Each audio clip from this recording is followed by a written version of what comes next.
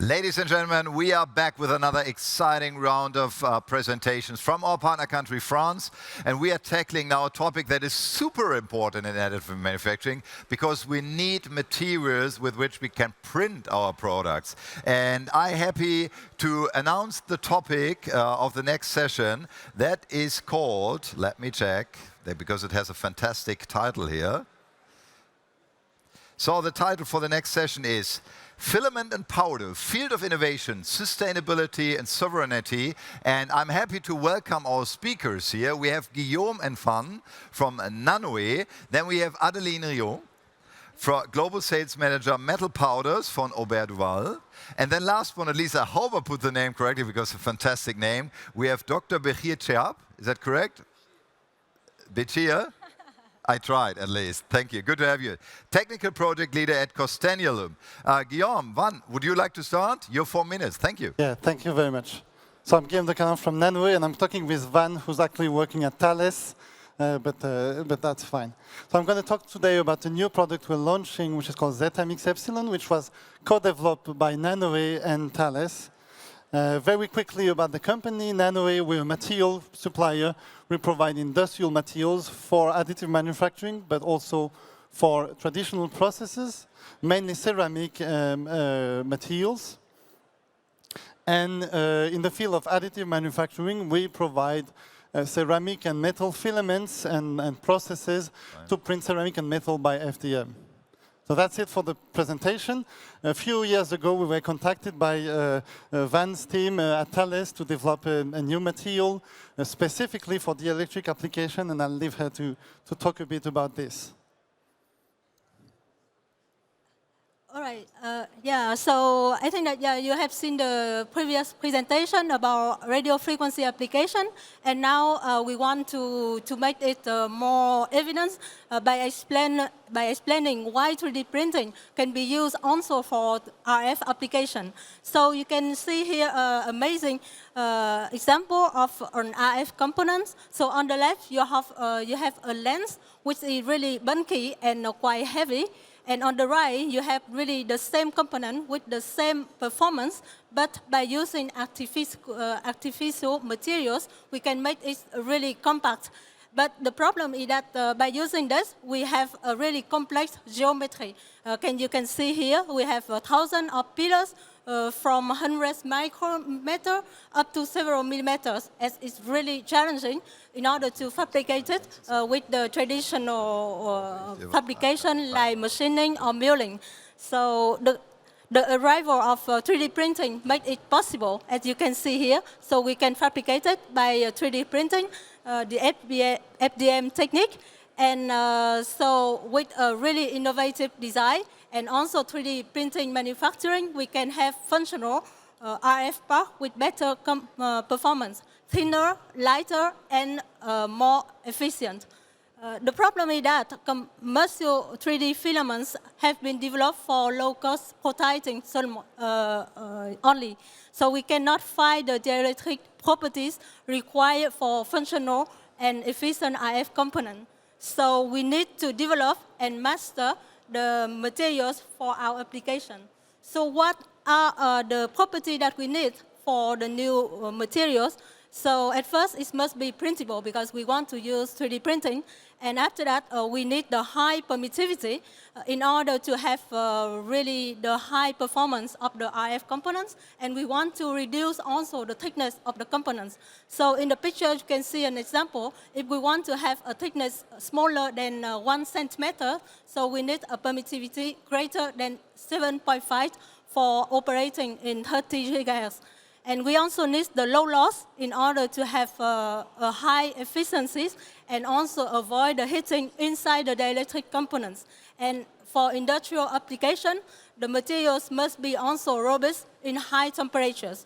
So by working with Nanoe, we have developed the ZMX Epsilon, which is the new materials which answer all the requirements. So this is the new line of filament we are disclosing on the show. You can come to our booth to see more. In line with 3 different filaments, which are the fruit of this collaboration with Thales, with different permittivity levels, ranging from 2, which is relatively low, to 7.5, which is quite high. And this will really unlock new design applications. I hope we have a bit of time to show a few examples of design. The first one is from Thales, so I'll leave Van to talk about it. Yeah, so you can see here a steerable antenna. So yeah, you can see that with the two rotating meta surface, we can change the direction of the antenna in order to establish a transmission link with a moving platform or a satellite. And you can have also the second example is a really big one with 46 centimeter meta surface. And all of this we can use for point-to-point communication or satellite communication in the moving platforms. So we're running out of time. I'm just going to mention that these parts and other examples of parts that I'm just sliding through are visible on our booth, which is upstairs. So you have deflectors, antennas, resonators, and so on. And all of these can be shown on our booth, which is all 11.1. We'll be talking more about this with Thales this afternoon, so you're more than welcome to come and visit us. That's a great invitation. Thank you so much, Guillaume. Thank you so much, Van, for the presentation. I know 4 minutes are always hard to keep. I know how difficult it is. But Adeline will try. Adeline, stage is yours. Thank you. So first, there is a video. I don't know. Sorry, yes. I'm glad to have a word about our metal powder portfolio, innovative powders, in particular that we have, and we have announced yesterday at Formnext the new brand of our powder range for additive manufacturing, in particular for space. I don't know if the video will start by itself. There is a video, sorry, short one. So the brand is Stellar. So the naming all our innovative superalloys, in particular, or specialty steels for additive manufacturing to 3D print your future. The range of material we produce are targeted in particular at the turbine industry for space, aircraft, and land turbines. And the new alloys we propose to the market are helpful to develop new systems, in particular, that will be more efficient regarding thermal and propulsive efficiency, with a lighter weight and possibly to using new energies. And we strongly believe that to be lighter and hotter, the best solution is to combine the design freedom offered by additive manufacturing to design lightweight components and the high temperature superalloys we propose. For the design, here are some examples of materials of parts that are used in space on the right, turbine or aero engines. With conventional material, and what's new is that more and more people are targeting cast alloys like that you see on the right side, with high aluminum or titanium content, and above all high temperature resistance. And for the new generation of turbines, you need more and more temperature capability. But cast alloy are usually not processed well in additive manufacturing. So we have worked since a few years with partners in the development of alloys designed for additive manufacturing process to avoid the issues you have with conventional materials. Here is the list of alloys we have been working with and developing for the additive market. So with different temperature capability. I will not have time to detail each of them, but some have been developed in partnership, as you can see, with Mitsubishi Power in Japan, with Safran, and with Alloyd in UK, who has designed a very innovative and interesting material for temperatures up to 900 and soon 1000 degrees. These powders are produced using the VIM gas atomization process in our factory in Spain. Sorry. I will go fast, showing just some example of parts made with ABD 900, the best alloy regarding temperature capability, which I believe is the best on the market today.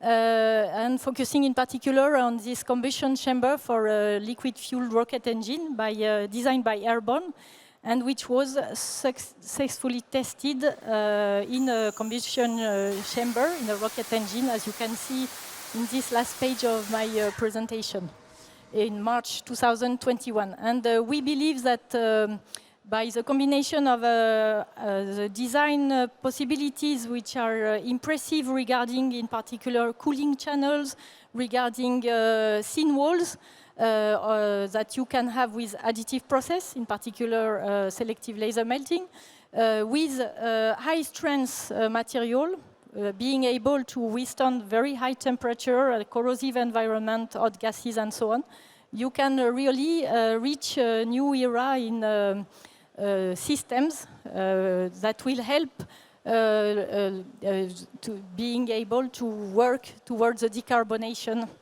thanks to the innovation offered by these technologies. Thank you so so that's much. It. Great, thank you so much, Adeline. Pleasure, applause please for Adeline. Come and visit us on our booth. Yeah, would be great to see you there. In the all above. Thank you so much. So I would hand over to Bechir.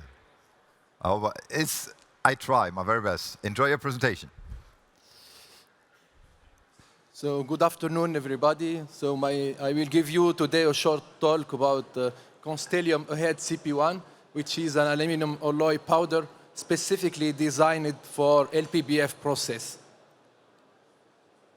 So first of all, why new aluminum alloys for LPBF process? In fact, conventional aluminum alloys do not perform well for this technology. If we look to aluminum silicon alloys, these alloys print well. However, they suffer from moderate strength, limited ductility, distortion during quenching if used, and also moderate performance in chemical and electrochemical polishing. If now we look to high performance 7,000 or 6,000 and 2,000 alloys, these alloys are very difficult to print. In fact, they are suffering from hot cracking during printing. Also, they are suffering from distortion during quenching, and they suffer from evaporation of elements like magnesium or zinc. The evaporation of this element will generate a lot of smoke and will impact the final composition after printing. So to solve all these issues, at Constellium we have designed specifically our solution called Ahead CP1, which is an aluminum zirconium iron alloy. So this alloy is, in terms of properties, is bringing high strength than existing aluminum silicon alloy, higher ductility, including in cryogenic condition, low anisotropy of mechanical properties, high thermal and electrical conductivity, which is really suitable for heat exchanger, for example, very high thermal stability, and finally, excellent corrosion resistance performance. Now, in terms of processing, Ahead CP1 is offering very high additive manufacturing productivity. Also, it offers very low residual stresses during printing, which is suitable to print complex shape with big geometry. Also, this solution does not need any solutionizing and quenching treatment like conventional alloys. And finally, CP1 offers really excellent surface finishing performance. In this slide, I'm sharing with you some CP1 demonstrators targeting different kind of application. Like, for example, lightweight mechanical components or in-demand spare part, semiconductor fabrication equipment, heat exchangers, RF components for satellite application. So, in summary, head CP1 can replace aluminum silicon 10 or aluminum silicon 7 mg and 6061 for different kind of application with better geometry, better surface quality, better mechanical performance, and better corrosion resistance. So solution made out CP1 are cost competitive through faster printing and simplified post-processing process. So if you want to see all these demonstrators and to know more about our solutions, please come and visit us in booth in Hall 12B22. Thank you for your attention. Thank you so much. Thank you to the four of you. We just have seen again how important materials are. Excellent insights, and please visit them at their booth. Thank you so much for having you. Good luck with this Formnext. So, ladies and gentlemen, we had research, we had industry, we had now materials. Of course, there are a few more topics to tackle, and the next one would be software. But before we do that, let's have another look into our highlights. See you in a minute.